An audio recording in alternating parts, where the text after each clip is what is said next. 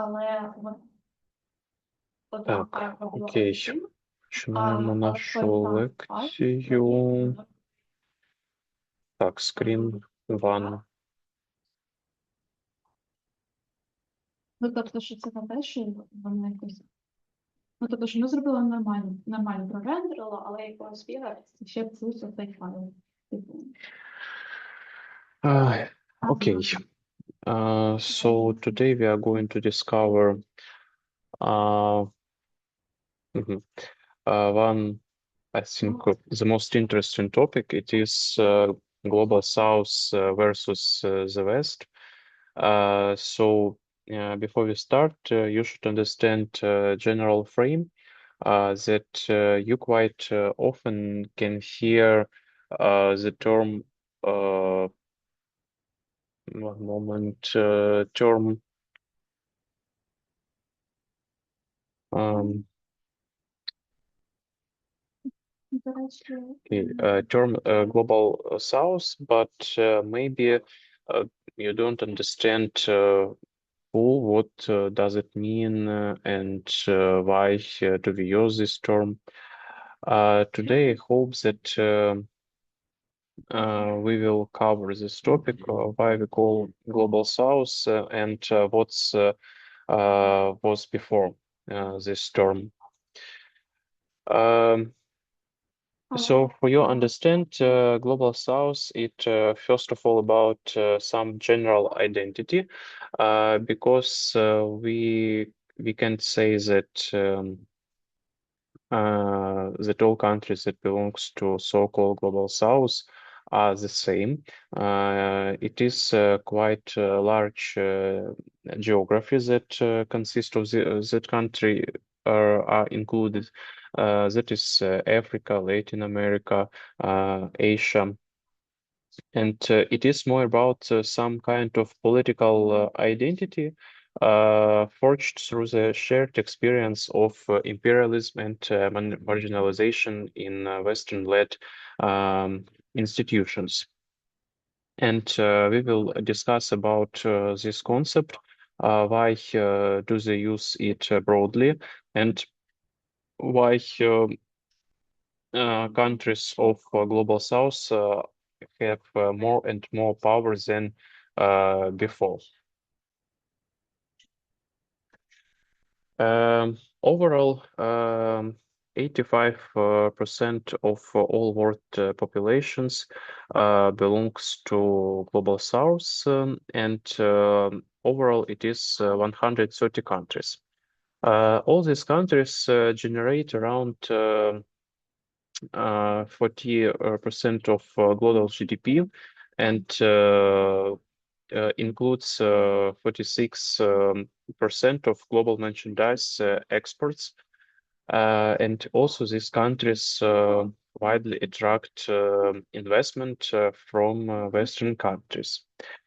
Also, you should understand that most of these countries are former um, former European colonies, and this shape how they conduct on the global political arena, and why they are also stay important for Western countries.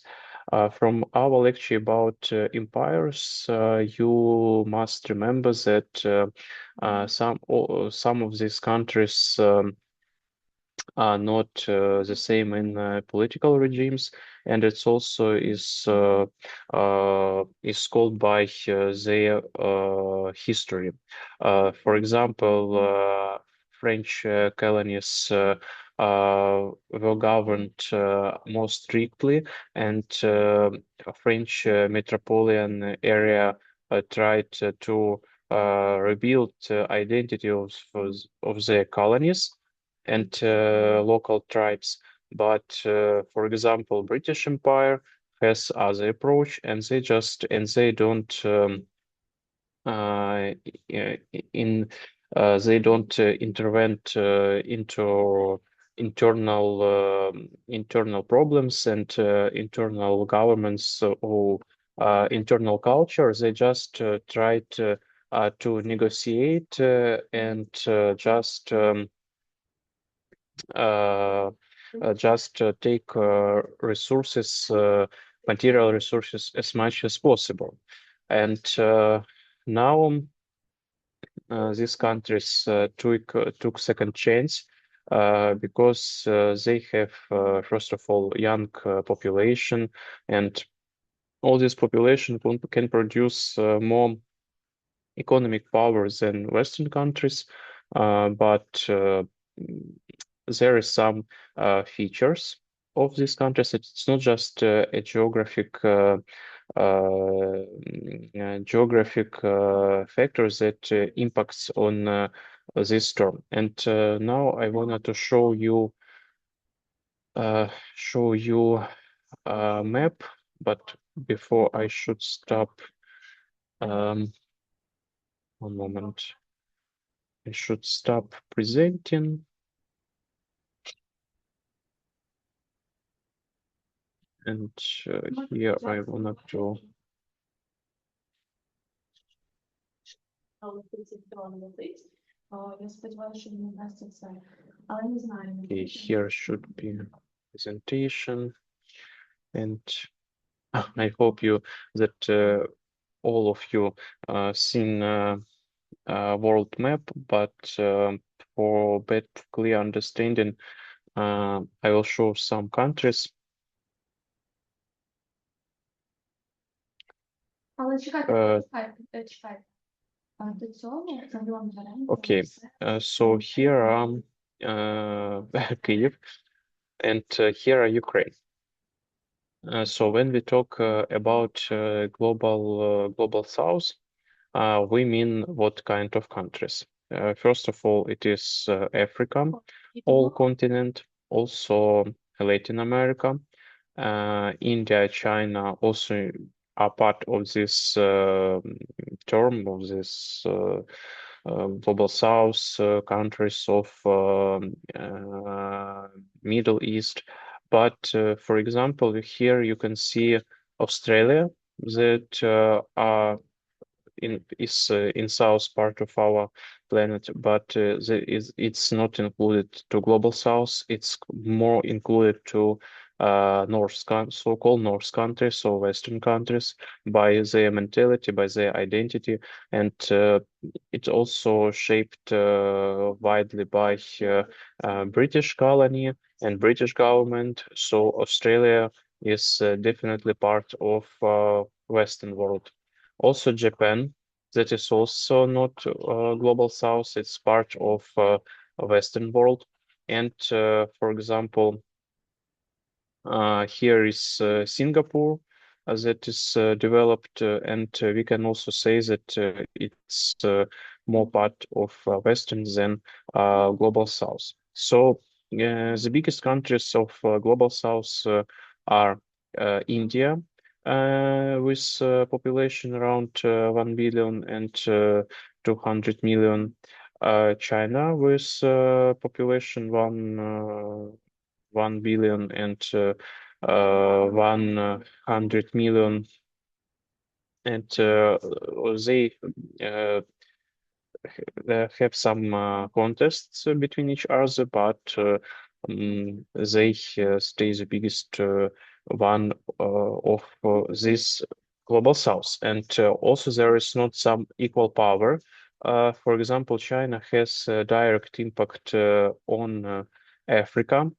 They developed a lot of projects that should connect China with Africa by train, by ships. And for example, this program Belt and Road that predict building of train roads for better transportation of merchandise from China to Europe and from China to Africa. By Africa also by ship delivery, and they also are interested in new ports building and so on. Okay, let's continue our lecture in presentation. Okay, so you understood that all these country are quite important in nowadays, but some of them that geographically are part of global south, no, sorry, part of global of south world are not global south by definition.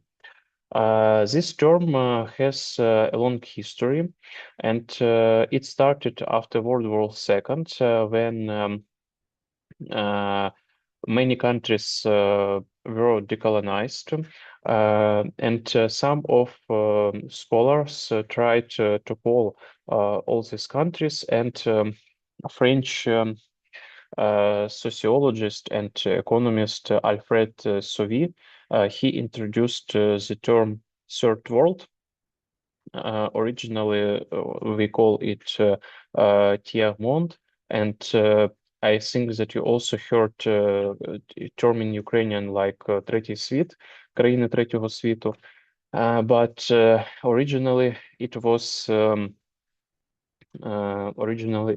uh, produced, it was introduced by Alfred Sauvy. Also, important part of all this decolonization movement and defining these countries like independent political forces, there was Bandung Conference in 1955 that started the birth of decolonization consciousness. So you should understand that term decolonization, it's quite a new term, and purpose of this idea is uh, call some um, um, call some compatriots from Western countries to regards to this global south, because they were exploited and colonized for a long period of time, and some of these regimes were quite severe. Yes, severe. Yes, I hope that that also existed in English. And you remember Belgian metropolis that exploited not just sources but local people that transfer tribes from territory to territory, and that has negative impact even today for these countries, because some tribes are not lived in their natural areas, and some natural boundaries are eliminated by all these actions, and all this impacted on global south countries.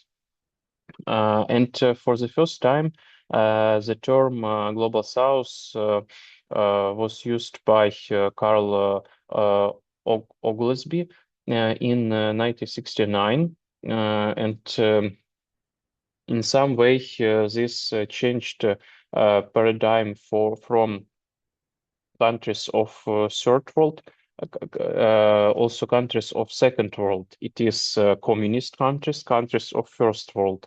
It is Western capitalist countries, and so yes, third world was created for these countries that are not belongs to Western countries and to communist countries too. And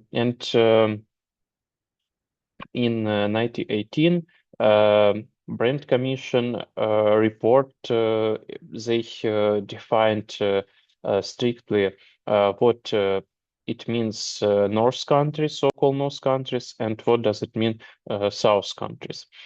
So by some economical taxonomies, geopolitical taxonomies, and forces taxonomies, they defined that North countries are more developed. It's definitely developed, and also they have more power and more impact on the global economy than South countries. But now it's all changes, and first of all, by uh, that population of North country become older, but some labor forces that are young and capable and more capable for working are in South countries. And it's also understand some North countries where uh,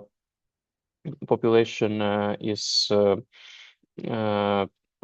becoming faster and faster older.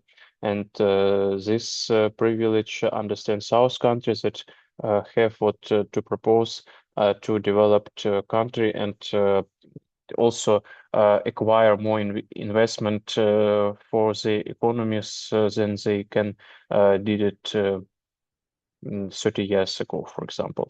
Also, it's this interesting fact that if you see global news like CNN, Fox News, France 24, France 2024, you also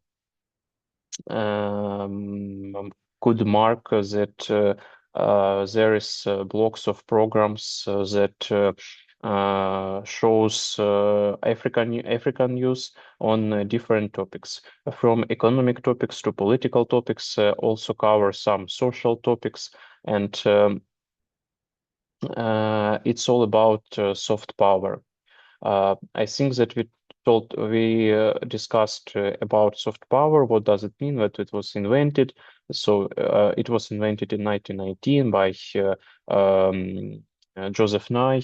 It is a popular theorist of international relations that belongs to constructivist movement of international relations, and he was the first who invented these terms, and now it's applied broadly for all countries that try to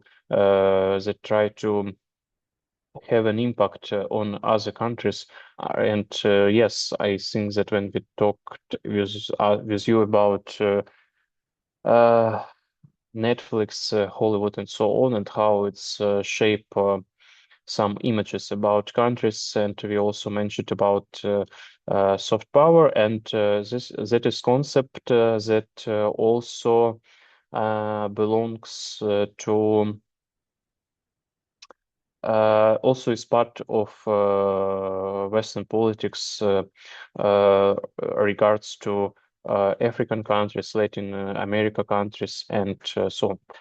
Also, more conservatively or originally, Latin America is belongs to zone of interests of USA, and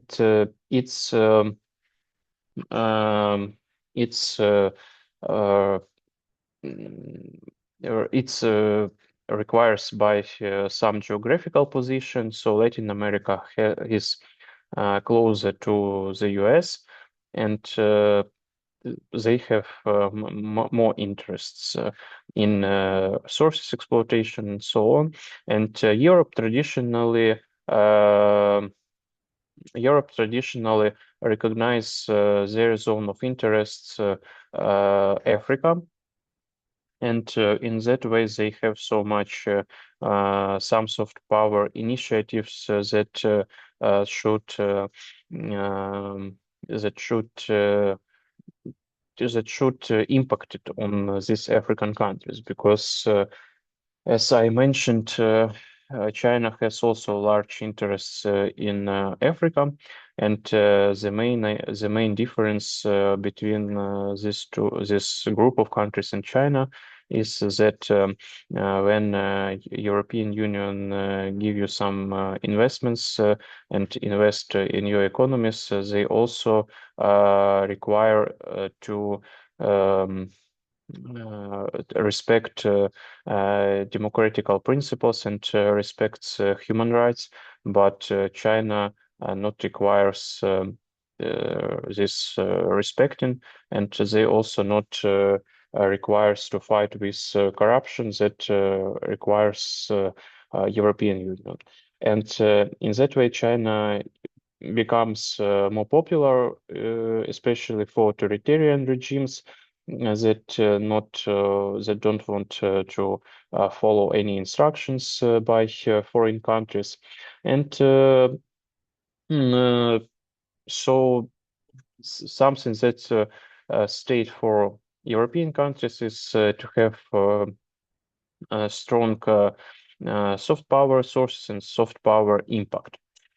Um, okay, moving to next concept, it is the non-aligned movement. It was founded in 1971, and this should give a voice to colonized people demanding liberation. Also, this movement means that countries that not belongs to so-called first world, second world. Uh,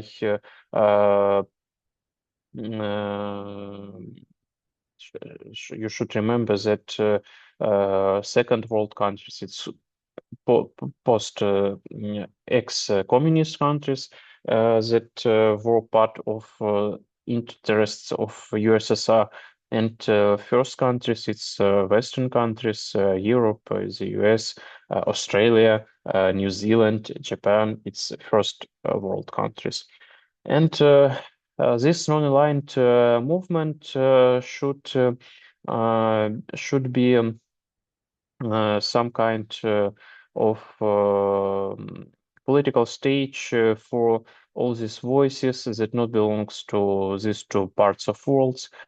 And uh, leader of these countries was India, and it also started during Cold War, and the main idea of this movement was not aligning with any countries of these two worlds. It means that uh, they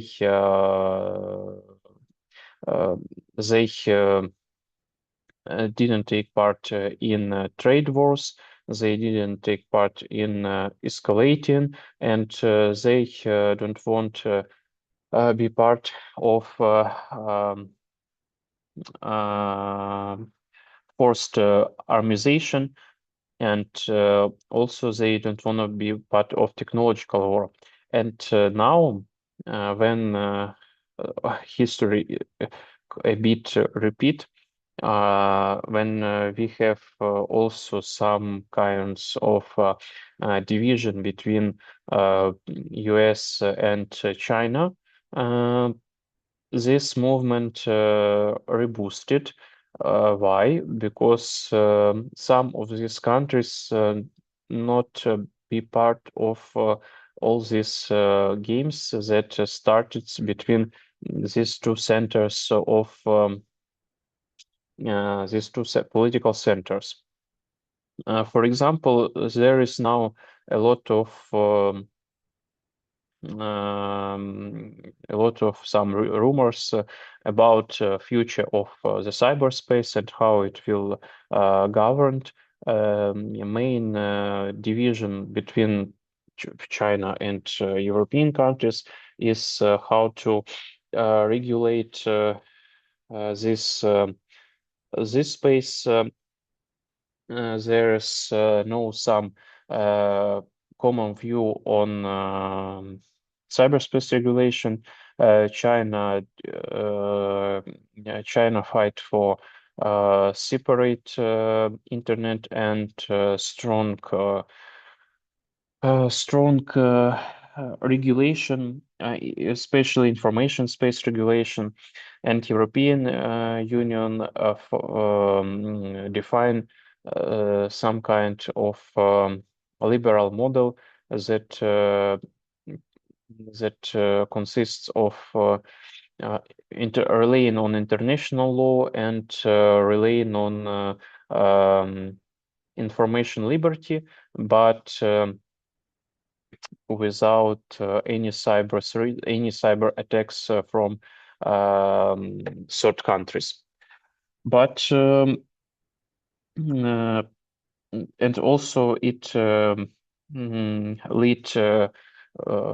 in all this chain technological war, chip wars, and India, for example, don't want to be part of these manipulations and speculation, so they try to be neutral. And this non-aligned movement is uh,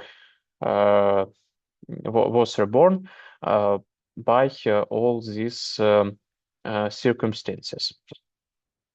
So if you will hear in some way non-aligned movement, you uh, now you know that this historical movement that was died in 19th when the Cold War was over, but now it was reborn and it has some it is popular movement. Also, there is the group of 77. What it meant for us? First of all, it was founded like part of UNCTAD. It's United Nations Organization for Trade and Development, and the main idea was developing countries is provide an institutional platform for developing countries. So, I mean, країни, що розвиваються, так? So quite often they call Ukraine developing countries, and for becoming developed countries, розвинена країна, you should have some specific features that define your economy. And this movement championed a new international economic order during 1917, challenging the structural asymmetrics that perpetuate Southern poverty. Um, okay, and when paradigm started to shift, first of all, as I mentioned before, it's the end of the Cold War and the collapse of the USSR. And when the term Second World disappeared, as I mean that USSR and their satellites belongs to this Second World, and also Third World also started be irrational and not logical. Um, and in this case, um, in this case, they stopped to use this term at all, and term Global South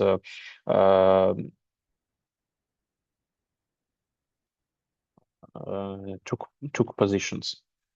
Uh, and mm, just a moment, brand line. Also, in that context, we can't mention our term like brand line, and yeah, brand commission was chaired by former West German Chancellor Willy Brandt, and it was the first commission where um, they mentioned this political and economic difference between North and South countries. And from that time, it's from 1918, this term incorporated in academic texts, and academic scholars started use it widely. So yes. Also, there are differences in theoretical approaches and lens how we see these countries. There are two very different approaches. It is a dependency theory and post-colonial theory. So dependency theory was introduced in the 1915s, and it argues that the poverty of the periphery is a systematic consequence of its integration into a capitalist world designed to benefit the core. So this idea defines that all this country served Western countries, and if they stay in the role of servant, their poverty will preserve. Postcolonial theory explores the epistemological dimension of inequality. The concept of Orientalism demonstrates how Western academia created an image of the East to justify uh, domination. So, in that way, in post-colonial theory, if we see on Global South, there is some interesting feature that all geographical names and all political definitions were developed in Western countries. In that way, all geographical marks also were developed in Western by Western countries, and all these divisions on east, west, south, north also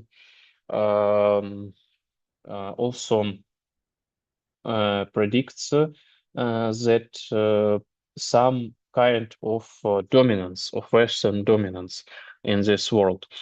So all these lenses and approaches that were developed by Western countries have some kind of um,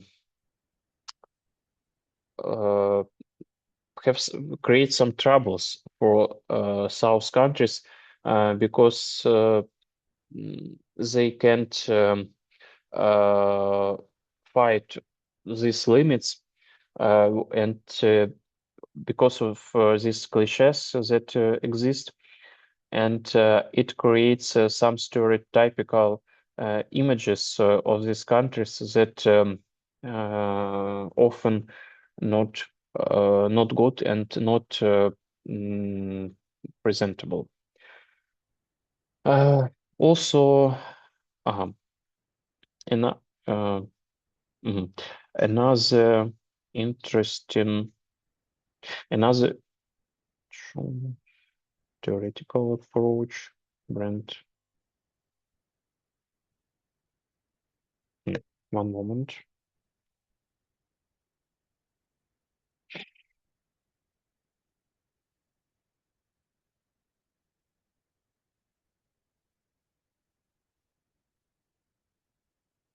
Mhm. Yes, maybe some problems with switching between slides. So I'll stay in this region view. World System Theory. Uh, it was introduced by Immanuel Wallerstein in 1974, and it proposed a fundamental three-tier hierarchy of the global economy: core, semi-periphery, and periphery. In the context of Global South, this view is also important because it defines not just we and other, but it also creates some spaces um for extra classes and extra countries, and it makes our world not so flat, but also more complicated and more full. And according to this theory, global inequality is maintained through the international division of labor. And in this model, the global south is not a temporary stage of development, but a necessary systematic feature that ensures the enrichment of core countries. Uh, so, yes, it's like also in some way it defines that there are more countries division, but also it states that uh, these countries exist uh, for serving for Western countries, and here is some kind of problems with that exist. Um, so yes, some statement of Gayatri Spivak, who was one of the developer of postcolonial theory, can or cannot the subjects of marginalized groups truly speak or do academic categories merely reproduce the very same silence.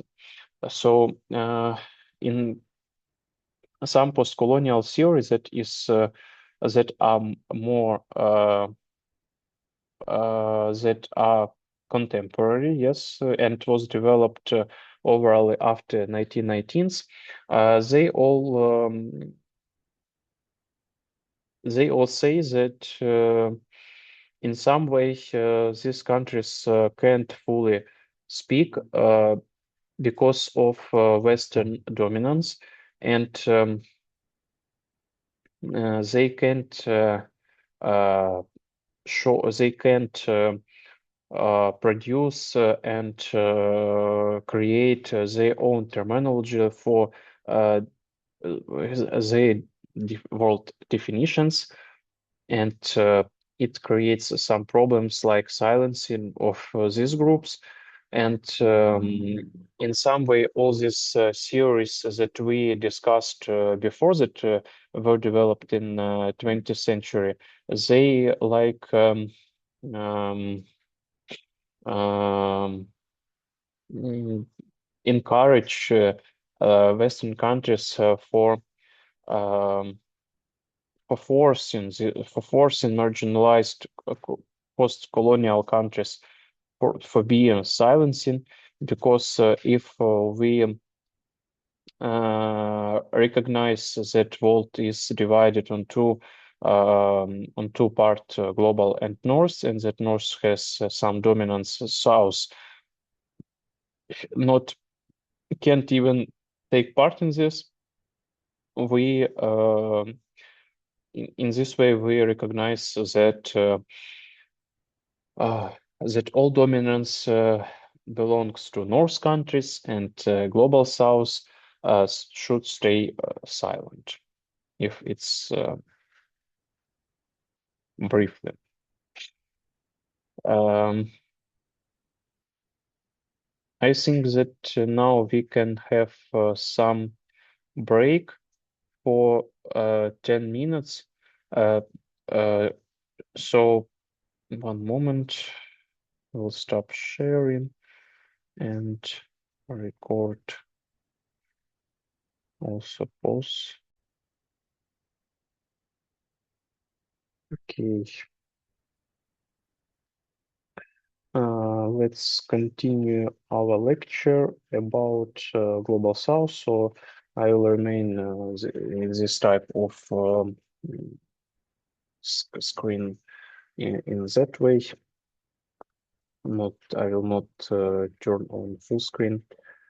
So okay, uh, about map of the Global South is um, as I said, there is um, no some geographical definitions or some geographical approaches to global South countries. It's more political realm, and it more concerns just political understanding of countries by their development, by their past, and by their possibilities, by their power. So also there is not some official list of countries that would be applicable for these global countries, global South countries. In my personal opinion, I also exclude from this list China because for me it not belongs now to pure idea of global south. It's just one of the political center in the world. Is if you wanna, we can say that by um, by rational approaches in international relations, it is hegemon, yes, that also exerts some power and also could create uh, some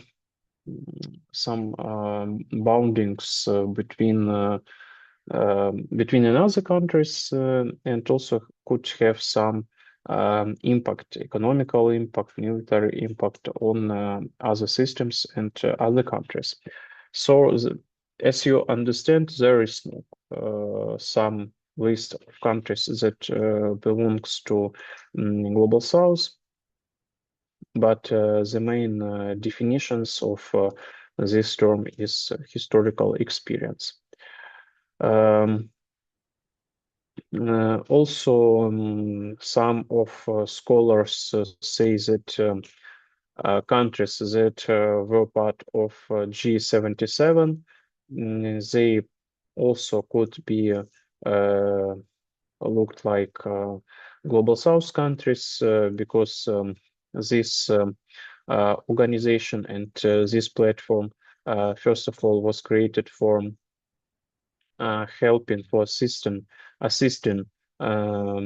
this states develop and proliferate, but in some way some there is also some paradox if we even recognizes that all countries that was part of G77 are global south country. For example, Saudi Arabia is extremely wealthy state, but aligns with the south. And Singapore, as I mentioned at the beginning, is defined like North countries, but Singapore get independence from Malaysia, and Malaysia become independent and get their independence from Great Britain.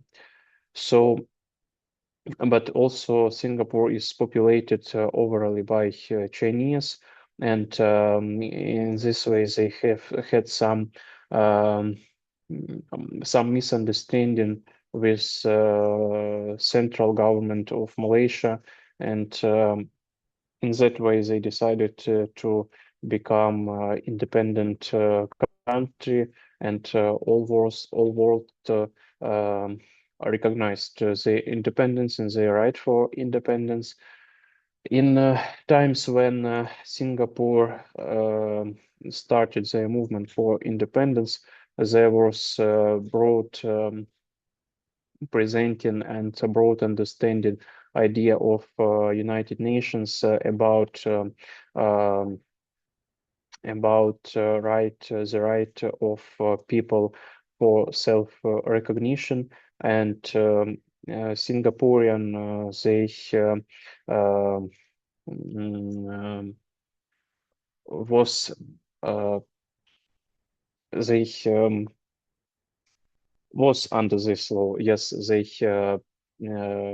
recognized their right was recognized, and in that way they become independent.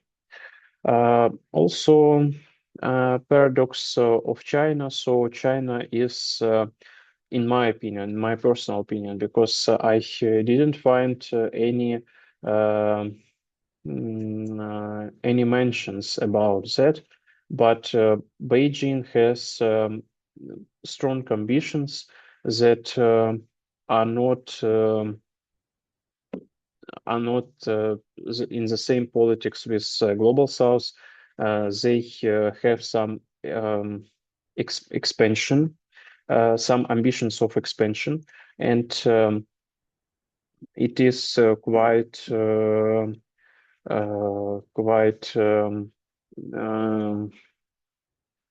mm, uh, forget all words in the world.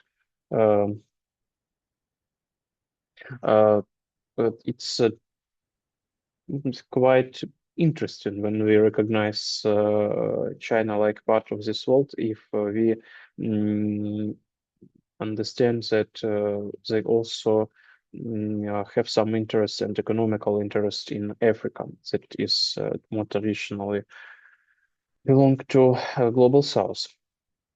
Also, as world's second largest economy and the architect of massive initiatives, China used the rhetoric as a strategic tool to forge anti-Western coalition. And as you remember, Global South countries, they rather not aligned to any of this center for staying uh, independent and stay neutral in questions that concerns political orders, governments, and some economical perpetration that exist between US and China and between to this center.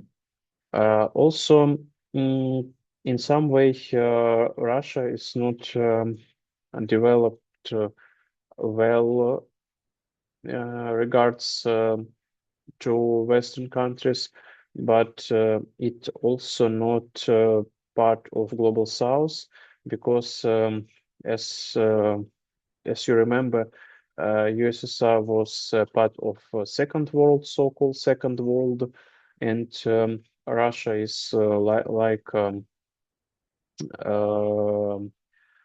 uh, like next state no, next state after USSR. It not recognized by Western countries like Global South also because of former imperial past that also couldn't be like narrative for belongs to Global South and in some way from USSR times they tried to have this impact on Global South countries and they invest a lot in infrastructure, in some developing, in so-called exporting communist regimes, but yes, it's not no longer exist. And after the Cold War, all this regime also declined with USSR because they also gave some money for keeping reliable these regimes, but everything become over when USSR declined and all these regimes um, also declined. One moment, I should check some terms because it's important.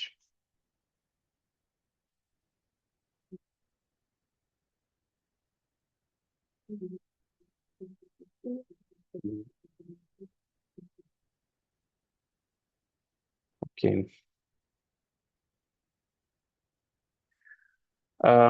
BRICS. So today, you know that organization like BRICS exist. So if it is acronym, and this acronym is written like Brazil, Russia, India, um, China, uh, and China. And in some way, these countries um, create and South Africa, sorry, and yes, China and South Africa.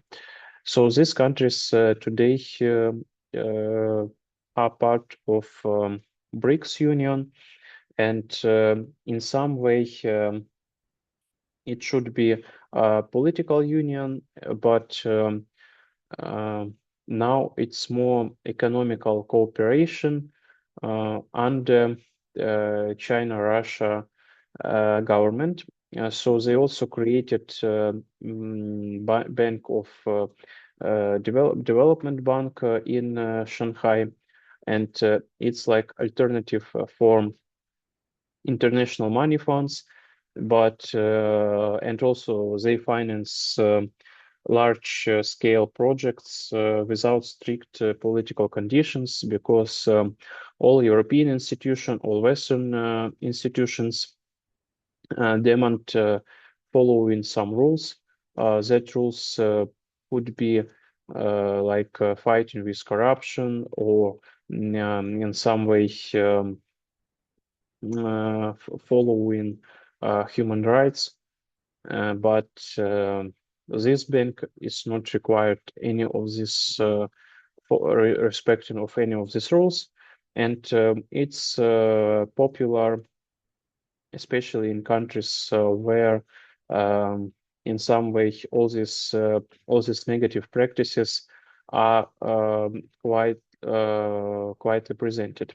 Um, but this bloc is, as I said, more economical than political, because it includes countries like China and India that first of all, they are geopolitical rivals. They have some tensions, military tensions on their borders. Some of parts of these countries are not recognized by other. Some area, for example, China.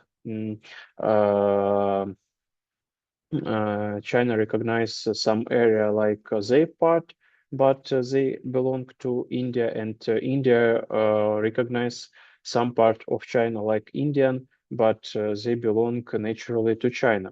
And these two rivals exist in one economical bloc, and uh, also they have different internal policy because, as you know and remember, India is the biggest electoral democracy.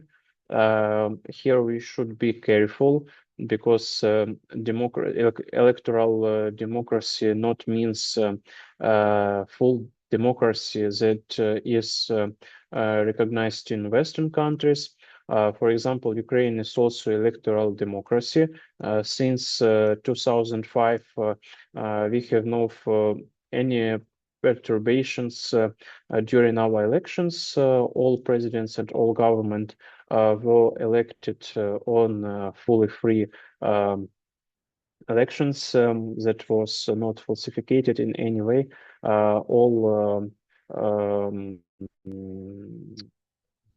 All visitors and uh, all rulers, yes, who recognize these elections fully free. They say that there were no any falsifications, but in some way we don't have a full respect of human rights, and not in some way respect of respect of rights, yes, in general understanding. And in that way we have some problems with following rules and laws, but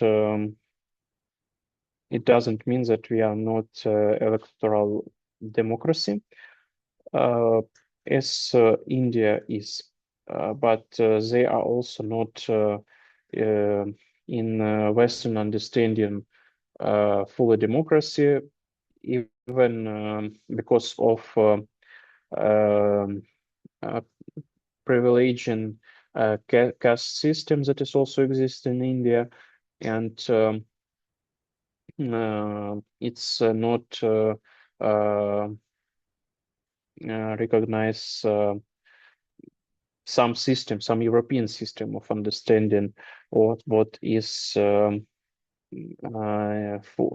democracy and total democracy. And why does this all matters for the West countries?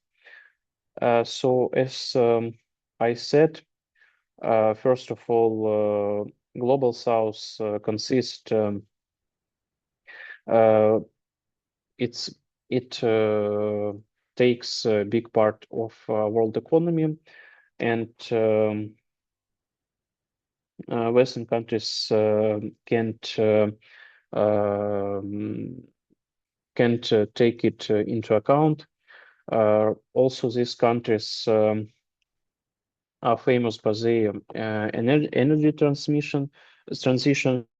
So some sources like oil, gas, uh, overly concentrated in the Middle East countries during US Iran war. You can see how oil dependence of West is even in nowadays strong, and how some military tensions could impact and have impact on the global economy that dominates by Western presenters. So Western countries understand that without all these energy sources that are concentrated in the country of Global South, they can't develop their economies.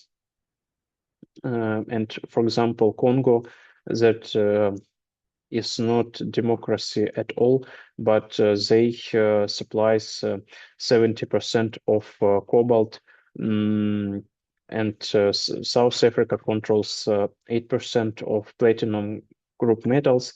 All these sources are important for computer field, for technological field, for chip creation, and in that way, any political perturbation in that country can lead to some unexpected scenarios that also will touch Western country, especially what we recognize as technological sector field. Yes, field. So also in Indonesia and Chile dominate the mining of nickel and lithium, and it could be also, these sources could be a geopolitical weapon. Because in that way, US is interested in Ukrainian sources that we have, but they are looking for constant and coherent allies that could supply all these sources and be sure that any tensions will not impact it on these supplies. Also, in United Nations, in General Assembly of United Nations, 85% of Global South countries refused to impose sanctions against Russian Federation, and it the sign that Western countries lost control on the South countries, and they can't more have some clear impact on their decisions, on their voting decisions for impose sanctions or something, something like that. Also, if we review conflict or war between Palestine and Israel, Global South is also traditionally support Palestinian side, and denies any possibilities of Israel to impact on their decisions. So in that way,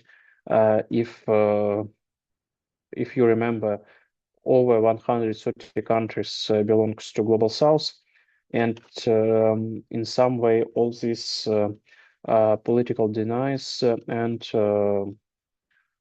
all this refusing in voting like Western votes, it means geopolitical isolation nowadays, and because Global South could be and could create their own politics that are different from West, and in some way uh, it also lead us to second question about geopolitical stability and predictability. So if you know more can't impact on these countries, how you will ensure geopolitical stability if these countries have their own independent foreign policy that can't be impacted by third countries. And yes, Western countries time to time uh, lose their influence in Global South countries. Um, First of all, because of some restrictions that Western countries propose to Global South. Also, it is not always full understanding of the local context of Western countries. For example, as we mentioned during our first lecture, understanding of human rights and of political regimes that should be democratical, it's a unique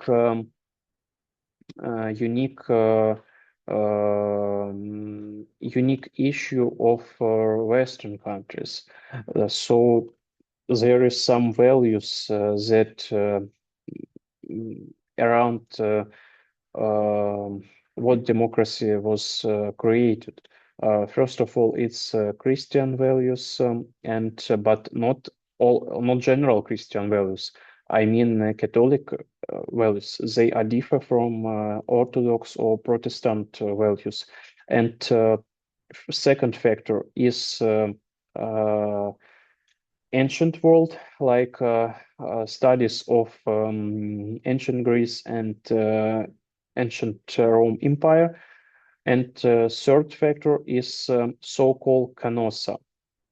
I don't know if you hear this term or not, but in Western languages, is popular term like gosa. It means можливо, українською чули, йти в каносу, це означає як бути приниженим.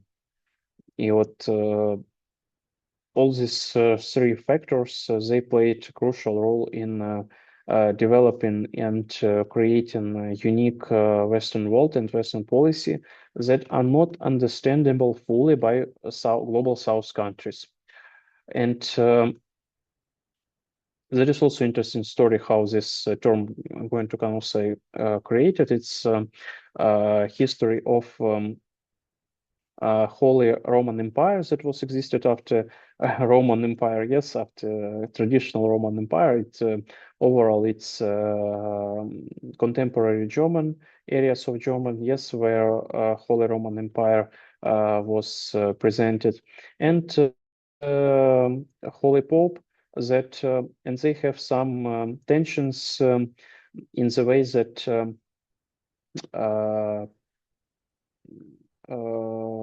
governor of Holy Roman Empire wanted to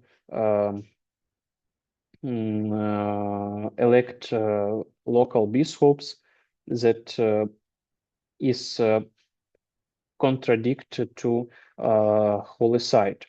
And when Holy Site declares war against Holy Roman Empire. If I not if I remember clear, it was the Genric VI who was scared and started asking for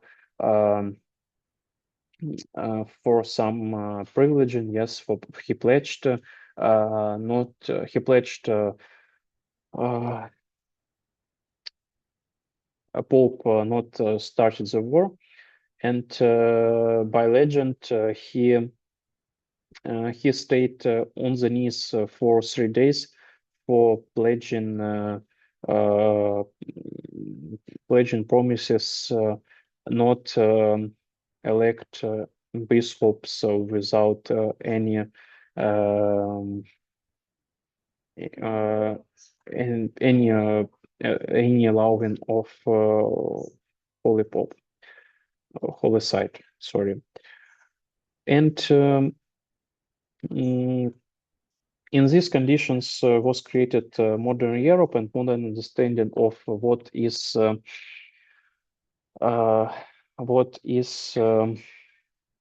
modern democracy. But in some ways, some global South countries are not fully in the context, and these values are not are not mm, are not recognized by these countries. One moment. And okay. Also, global South countries, by the reasons that I mentioned, they are not democracy; they are overly autocracy.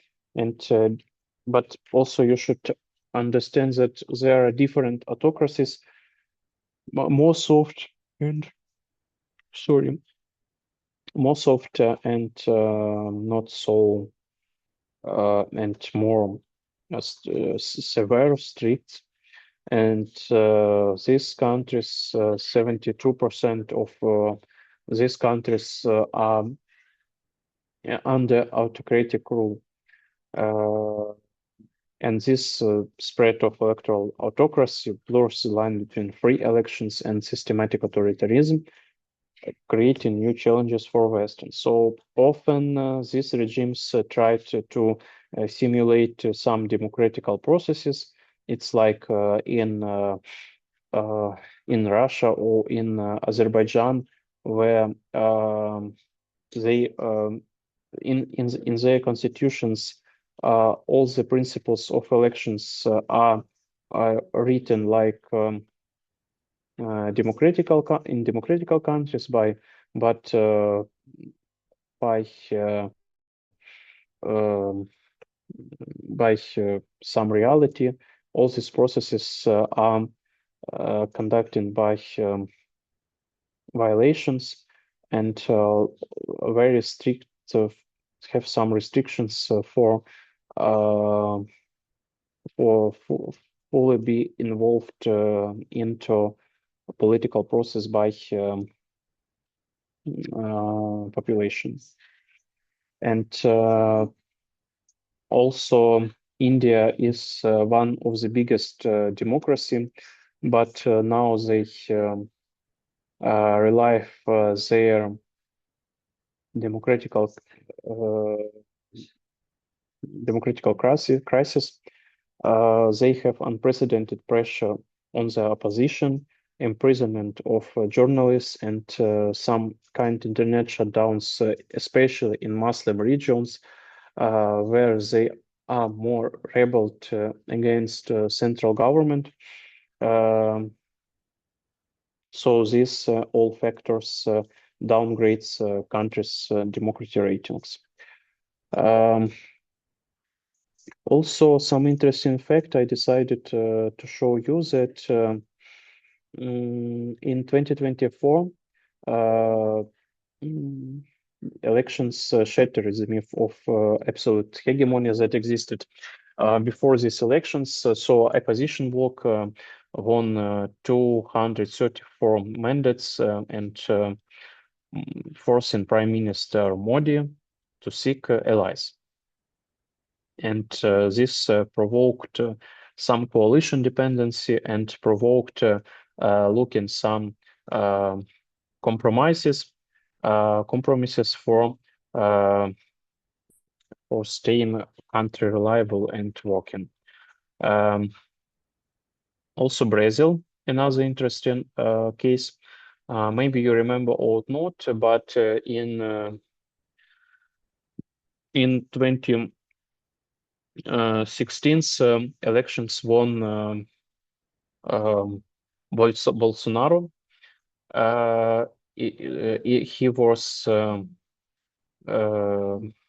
He was far-right populist that really stressed all political system in Brazil. But Supreme Court convicted the ex-president for plotting a coup, and it was the first precedent in Brazilian history that some violation against republic received a legal rebuff. And this is all a reminder for all dictators that in some way, some courts and some law system could also be workable and could create some problem after re-election or trying to be re-elected.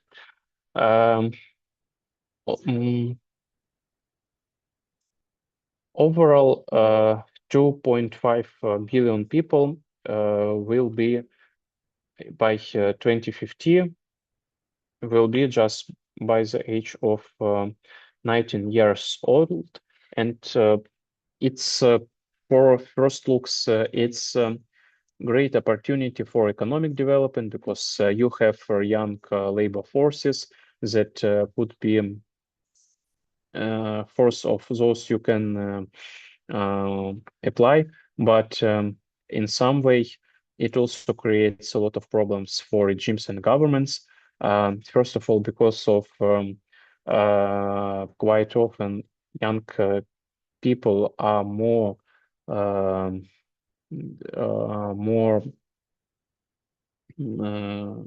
would be involved more into some movement, political movement, radical political movement, and could create some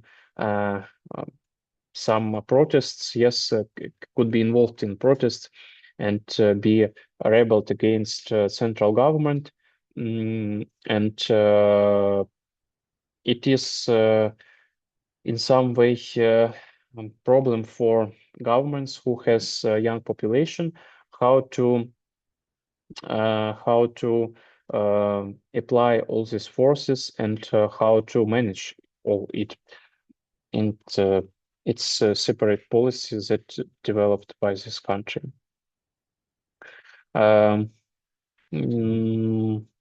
Also, all this new economy that requires more and more technological development created an issue when Western countries started to be dependent by African countries who possessed all these deposits of raw materials for green energy, for computer technologies, and in some ways they created some circumstances when Western countries should be more predictable in these relations and be more involved into negotiations than before. So I think that we can skip all this because I think that we discussed. Okay, and maybe you have some questions before we stopped our presentation.